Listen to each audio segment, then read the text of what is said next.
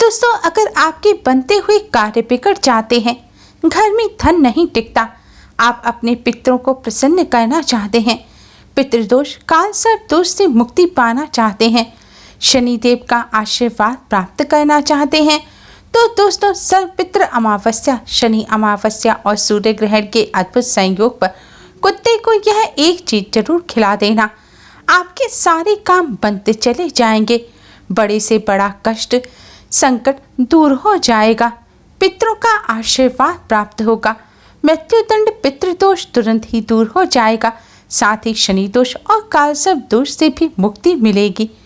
राधे राधे दोस्तों, स्वागत है आप सभी का एक बार फिर से।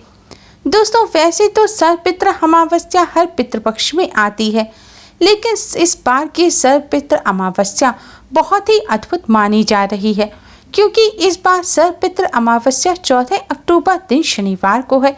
शनिवार के दिन जब अमावस्या आती है तो इससे शनिश्चरी अमावस्या का संयोग बनता है, और इस बार सर्वपित्र अमावस्या शनिश्चरी अमावस्या एक साथ होने से इसका महत्व कई गुना अधिक बढ़ गया है। साथ ही इस दिन सूर्य ग्रहण भी लगने जा रहा है। यह साल 2023 का आखिरी सूर्य ग्रहण होगा। सूर्य ग्रहण, शनिश्चरी अमावस्या और सर्वपित्र अमावस्या के इस अद्भुत संयोग पर आप कुत्ते को यह एक चीज जरूर खिला देना। ऐसा करने से आपके सभी कष्ट दूर हो जाएंगे, पितृदोष, शनि दोष और कालसर्प दोष से मुक्ति मिल जाएगी। आपको हर क्षेत्र में सफलता मिलेगी, दुर्भाग्य सौभाग्य में बदल जाएगा, शत्रु आपका बाल भी बांका नहीं कर पाएगा। इन अद्भुत संयोगों का लाभ अवश्य ही उठाएं। दोस्तों, सर्वपित्र अमावस्या जैसा कि नाम से ही पता चलता है, यह सभी पितरों के लिए होती है। पितृपक्ष में पितरों की श्राद्ध तिथि के हिसाब से श्राद्ध तर्पण किया जाता है, लेकिन सर्वपित्र अमावस्या वह दिन होता है जिसमें आप सभी पितरों का श्राद्ध तर्पण एक साथ कर सकते हैं।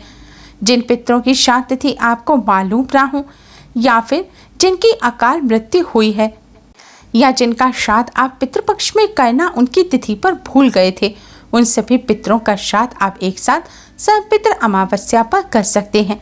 दोस्तों, पितरों को श्रद्धा से कुछ अर्पित करना ही श्राद्ध कहलाता है।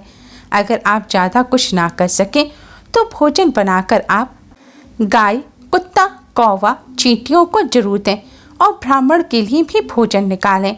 अगर ब्राह्मण ना हो आपके घर के आसपास तो आप वह भोजन भी गौ माता को खिला दें। ऐसा करने से भी दोस्तों आपको पितरों का आशीर्वाद प्राप्त होगा। सर्वपित्र अमावस्या पर पितरों की आत्मा की शांति के लिए जल अवश्य ही अर्पित करें। जल अर्पित करने की विधि की वीडियो आपको इस वीडियो के डिस्क्रिप्शन में उस वीडियो का लिंक मिल जाएगा। दोस्तों, सर्वपित्र अमावस्या के इस अद्भुत संयोग पर करने वाले इस चमत्कारी और असरकारक उपाय को जानने से पहले आइए बात करते हैं सूर्य ग्रहण के बारे में। दोस्तों, यह जो सूर्य ग्रहण है, यह एक वलयाकार सूर्य ग्रहण होगा। इसमें सूर्य एक आग के छल्ले की तरह दिखाई देगा, इसलिए इसे रिंग ऑफ फायर भी कहा जाएगा। दोस्तों, यह सूर्य ग्रहण भारतीय समय के अनुसार रात 8:34 पर शुरू होगा और देर रात 2:26 पर समाप्त होगा। क्योंकि रात के समय भारत में सूर्य नहीं दिखेगा, इसलिए यह सूर्य ग्रहण भारत में दिखाई नहीं देगा, इसलिए इसके सूतक भी भारत में मान्य नहीं होंगे। लेकिन इस ग्रहण का सभी राशियों पर और मानव जीवन पर विशेष प्रभाव पड़ेगा। लेकिन ग्रहण काल के दौरान कोई भी शुभ मांगलिक कार्य ना करें और इस समय अधिक से अधिक अपने इष्ट का ध्यान करें। इसी रात को पितृ वापस पितृलोक को चले जाएंगे, इसलिए पितरों के नाम से एक दीपक भी जरूर जलाएं। आइए दोस्तों, जानते हैं अब उपाय के बारे में। दोस्तों, वीडियो में आगे बढ़ने से पहले आपसे रिक्वेस्ट करते हैं कि वीडियो को लाइक जरूर करें।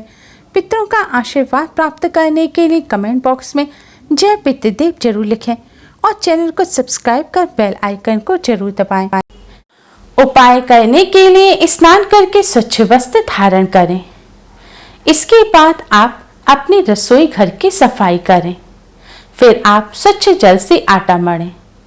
आटा आपको बिना नमक मिर्च का मढ़ना है, बिल्कुल आपको प्लेन आटा मढ़ना है। आटा मढ़ने के बाद आप सबसे पहले रोटियां बनाएं। दोस्तों, हमेशा भोजन बनाते समय पहली रोटी गौ माता के लिए बनानी चाहिए। गौ माता के लिए रोटी बनाने के बाद ही आप परिवार के सभी सदस्यों के लिए रोटी बनाएं। जब परिवार के सभी सदस्यों की रोटी बन जाए, तब अंत में आप मोटी लोई लें। मोटी लोई का मतलब है कि सारे परिवार के सदस्यों की रोटी बनाने के लिए आप जितनी बड़ी लोई लेते हैं, यानी कि जितना आटा लेते हैं उससे थोड़ा ज्यादा आटा आपको अंत की रोटी बनाने के लिए लेना है। आटा लेने के बाद आप आटे में थोड़ी सी शक्कर रखें। जैसे पराठे, आलू के पराठे या कचौरी बनाते समय फिलिंग भरी जाती है, उसी तरह आपको आटे में 1 चम्मच शक्कर रखनी है और फिर इसकी रोटी बेलकर एक मोटी रोटी सेकनी है। जब ये मीठी रोटी तैयार हो जाए, तब आप इस रोटी को एक प्लेट में रख लें और इस रोटी के ऊपर आप सरसों का तेल लगा दें। अब इस प्लेट को अपने मंदिर के सामने ले जाकर खड़े हो जाएं और भगवान श्री गणेश, भगवान विष्णु, माँ लक्ष्मी जी और पितृदेव को प्रणाम करें और सभी कष्टों और संकटों को दूर करने की प्रार्थना करें।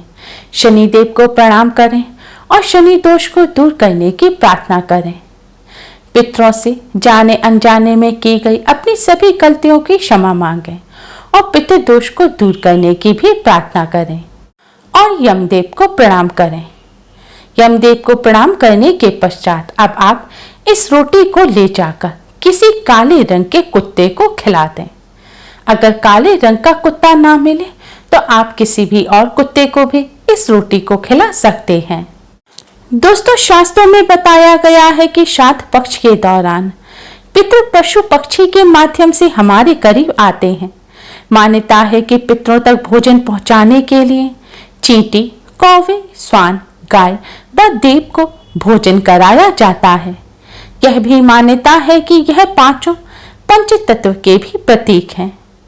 स्वान को जल तत्व का प्रतीक माना जाता है, चींटी को अग्नि तत्व का, कौवे को वायु तत्व का, गाय को पृथ्वी तत्व का और देवताओं को आकाश का प्रतीक माना जाता है। इसलिए पितरों का श्राद्ध करते समय हम पांचों को आहार देकर पंच तत्वों के प्रति आभार प्रकट करते हैं। पंचबली का एक भाग स्वान को खिलाया जाता है। दोस्तों, स्वान को यमराज का पशु माना जाता है। माना जाता है कि यमराज के अपने 2 स्वान हैं, जिनका नाम श्याम और सबल है। इसलिए श्राद्ध पक्ष में स्वान को भोजन कराने से यमराज प्रसन्न होते हैं। शिव पुराण में बताया गया है कि श्राद्ध पक्ष के दौरान स्वान को भोजन देते हुए कहना चाहिए कि यमराज के मार्ग का अनुसरण करने वाले श्याम व सबल नाम के 2 स्वान हैं। मैं उनके लिए यह भोजन का भाग देता हूँ। वे इस बलि को ग्रहण करें। इसे कुकर बलि भी कहा जाता है। इसलिए आप भी स्वान को भोजन कराते समय यह बात अवश्य ही बोलें कि यमराज के मार्ग का अनुसरण करने वाले श्याम व सबल नाम के 2 स्वान हैं। मैं उनके लिए यह भोजन का भाग देता हूँ। वे इस बलि को ग्रहण करें। आपको यह बोलने के बाद ही स्वान को भोजन कराना है।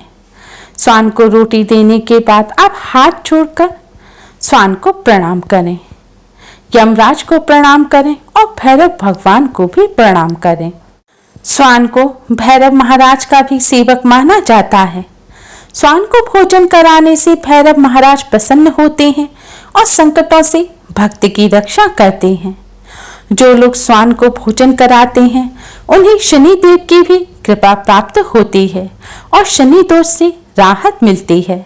शास्त्रों में बताया गया है कि पितृपक्ष के दौरान पितरों की आत्मा की शांति के लिए, पितृदोष से मुक्ति प्राप्त करने के लिए, पितरों की प्रसन्नता के लिए स्वान को मीठी रोटी खिलानी चाहिए। ऐसा करने से पितृदेव प्रसन्न होते हैं, पितरों का आशीर्वाद प्राप्त होता है और पितृदोष से मुक्ति मिलती है।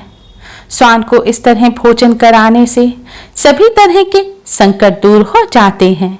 दोस्तों, हो सके तो पितृपक्ष में रोजाना आपको स्वान को इस तरह भोजन अवश्य ही कराना चाहिए। स्वान का बहुत महत्व शास्त्रों में बताया गया है। माना जाता है कि स्वान आपको राजा से रंक और रंक से राजा बना सकता है। स्वान को रोटी खिलाने से दुश्मन आपसे दूर रहेंगे। स्वान को प्रतिदिन भोजन देने से जहां दुश्मनों का भय मिट जाता है, वहीं व्यक्ति निडर भी हो जाता है।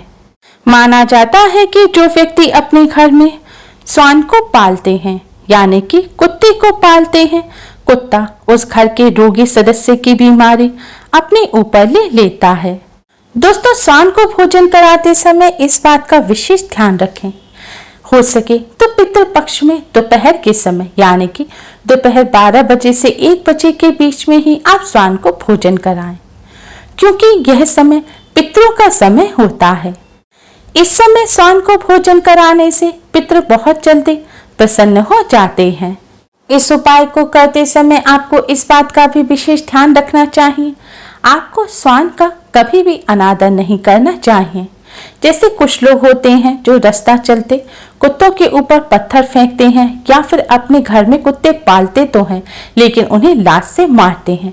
ऐसा भूलकर भी नहीं करना चाहिए। जो व्यक्ति ऐसा करता है उससे यमराज और भैरव महाराज नाराज हो जाते हैं। उम्मीद है आपको हमारी ये वीडियो पसंद आई होगी। प्लीज लाइक करें, हमारी इस वीडियो को अपने फ्रेंड्स और रिश्तेदारों में ज्यादा से ज्यादा शेयर करें, जिससे वह भी इसका लाभ उठा सकें। हमारी और भी वीडियोस के लिए हमारे चैनल को सब्सक्राइब करना ना भूलें। Thanks for watching. Radhe Radhe.